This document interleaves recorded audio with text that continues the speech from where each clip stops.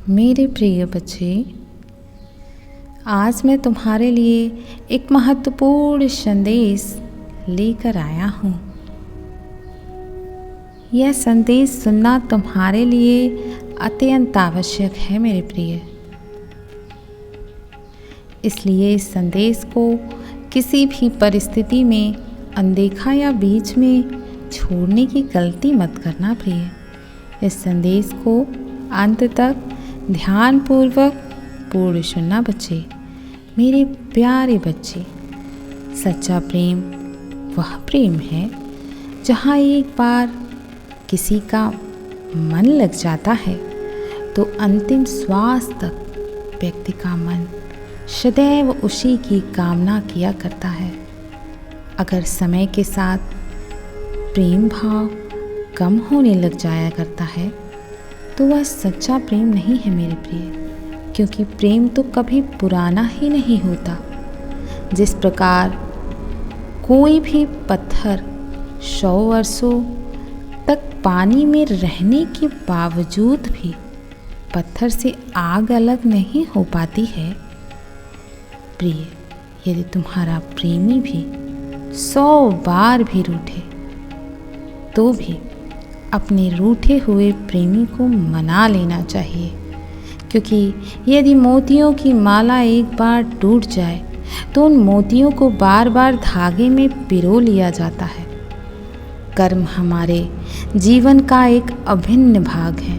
कर्म सभी करते हैं। क्या कर्म करने से पहले एक बार भी कोई विचार करता है? क्या कभी कोई यह सोचता है कि प्रत्येक कार्य की प्रतिक्रिया अवश्य होगी और वह क्रिया किसी और फल, किसी और कर्म को जन्म दे सकती है? जिस प्रकार झूले को एक बार झुलाओ तो वह लौटकर तुम्हारे पास अवश्य आएगा, ठीक उसी प्रकार मनुष्य के जो कर्म होते हैं और उसके जो फल होते हैं वह लौटकर अवश्य आते हैं मेरे प्रिय। कभी ना कभी हम सभी के रास्ते में दुविधाएं अवश्य आती हैं और प्रत्येक दुविधा से उत्पन्न होते हैं कुछ विकल्प। ऐसे में सबसे अधिक महत्वपूर्ण हो जाता है हमारा चुनाव। हम क्या चुनते हैं मेरे प्रिय? हम कैसा भोजन चुनते हैं उससे हमारा शरीर निर्धारित किया जाता है।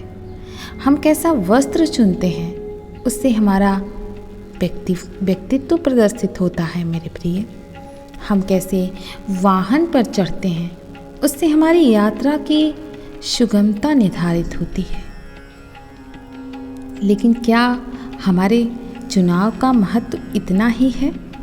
क्या हमारा चयन सबसे अधिक महत्वपूर्ण तब नहीं हो जाता जब परिस्थितियाँ कठिन हो मेरे प्रिय? क्योंकि बोलने से पहले शब्दों का चयन कर लेना वरदान सिद्ध हो सकता है और श्राप भी। विवाद के समय युद्ध किया जाए या शांति, यह चयन भविष्य बदल सकता है। नियति हमें द्वंद्व में फंसाती है, भाग्य हमें विकल्प देता है, लेकिन भविष्य चयन पर निर्भर है। अब प्रश्न यह उठता है कि चुनाव कैसे किया जाए, क्योंकि मन तो चंचल है, लेकिन हर प्रश्न का उत्तर भी हमारा मन ही देता है मेरे प्रिय। जो चयन उत्साह दे, संतोष नहीं, जो विजय का आनंद दे, मन की शांति नहीं, क्या वह उचित है? हाँ या ना? वह चुनाव भविष्य बदल सकता है। समय सबसे ज़्यादा सर्वशक्तिशाली है, लेकिन सत्य उससे भी अधिक बलवान है मेरे प्रिय। हर कोई कभी ना कभी, कहीं ना कहीं, किसी न किसी डर से सत्य को छुपाने का प्रयास तो करता है, और यही कहीं ना कहीं सबसे बड़ा अधर्म हो जाता है।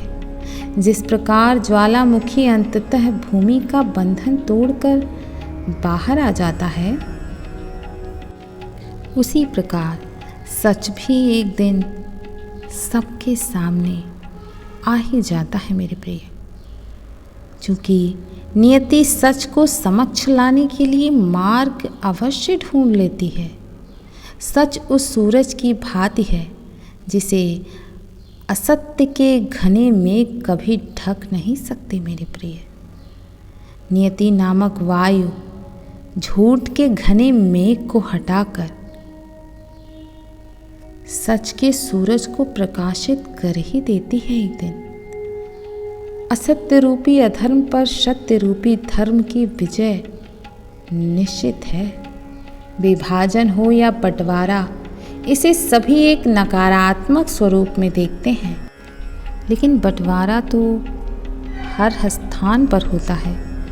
जैसे एक स्त्री अपने प्रेम का बंटवारा करती है अपने पति और संतान के बीच, लेकिन यह नकारात्मक नहीं है। मन जुड़ जाए तब भी हम अपनी वस्तुएं, अपनी संपत्ति, अपनी प्रसन्नता को बांटते हैं, और मन बिखर जाए तब भी। बस अंतर है तो सोच का। प्रेम में बंटवारा सहयोग कहलाता है और शत्रुता में इसे विभाजन का नाम दे देते हैं। प्रेम में बांटना अस्तित्व को एक करना है, और शत्रुता में विभाजन का अर्थ है कि सीमाएं खींच देना। लेकिन कभी कभी जिस प्रकार महान शांति के लिए युद्ध जरूरी होता है, उसी प्रकार कभी कभी संतोष से जीने के लिए विभाजन की भी आवश्यकता होती है मेरे प्रिय। यदि किसी मिट्टी के पात्र में दरार आ जाए तो अच्छा होगा कि उसके पकने से पहले ही उसे किसी और पात्र में ढाल दिया जाए, अन्यथा एक बार वह पक गया तो किसी काम का नहीं रहेगा। विभाजन तो उसी समय हो जाता है जब मन से एक दूसरे के लिए सम्मान, आदर समाप्त हो जाती है।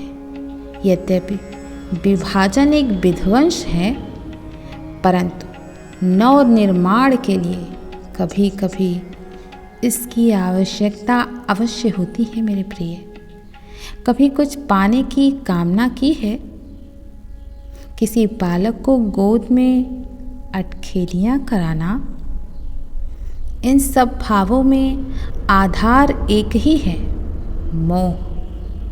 कुछ लोग कहते हैं कि मोह बंधन है, अवगुण है, परंतु नहीं।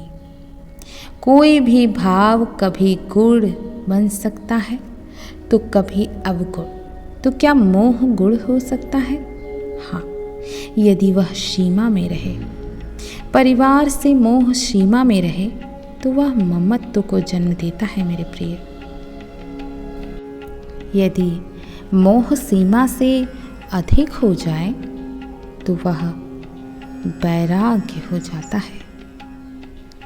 कारण यह है कि जरूरत से ज़्यादा मोह मनुष्य को दुर्बल बना देता है मेरे प्रिय, और दुर्बलता नाश की ओर ही ले जाती है।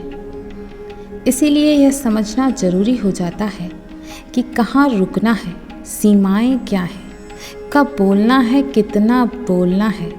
जो नहीं रुका उसका विनाश के गर्भ में जाना पूर्ण रूप से निश्चित है मेरे प्रिय। हर मनुष्य को डर लगता है, भय धन हानि का हो या मन हानि का हो। तुम भय को बुरा समझते हो ना? भय हानिकारक हो सकता है लेकिन लाभदायक भी। सोच कर देखो, किसी अनुचित कार्य के परिणाम का डर उस कार्य को करने से रोक नहीं लेता, रोकता है, लेकिन अनुचित कार्य हो जाने के बाद उसे संसार के समक्ष लाने देने का भय ना ला देने का भय हमें एक के बाद दूसरी भूल करने के लिए हमेशा विवश करता रहता है। प्रयास करके हम अपना सम्मान तो अवश्य बचा लेते हैं, लेकिन भविष्य में इसके परिणाम बहुत भयंकर सिद्ध हो सकते हैं मेरे प्रिय। इसीलिए कोई भी कार्य करने से पहले उसके परिणाम को जानना जितना अधिक आवश्यक होता है, उतना ही आवश्यक होता है कोई भूल हो जाने के बाद उसे तुरंत स्वीकार कर लेना। तुम जिसे प्रेम करते हो, सदा उसके समीप रहना चाहते हो। कभी कोई यह नहीं चाहता है कि अपनों से दूर होना पड़े, बिछड़ना पड़े। कोई भी यह नहीं चाहता मेरे प्रिय।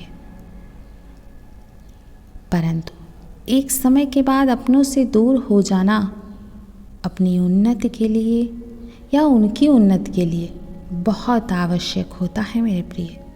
यदि कोई माता पिता अपने बच्चे के जीवन के हर पग पग पर उसका मार्गदर्शन करते रहेंगे, तो वह संतान स्वयं मार्ग चुनना आखिर कैसे सीखेगा? मार्ग के कांटों से स्वयं को बचाना आखिर कैसे सीखेगा? इसीलिए एक समय के बाद अपनों से बनाई गई दूरी सदा लाभदायक रहती है। सूर्योदय से ठीक पहले रात्रि तनिक अधिक गहरी और गाढ़ी हो जाती है।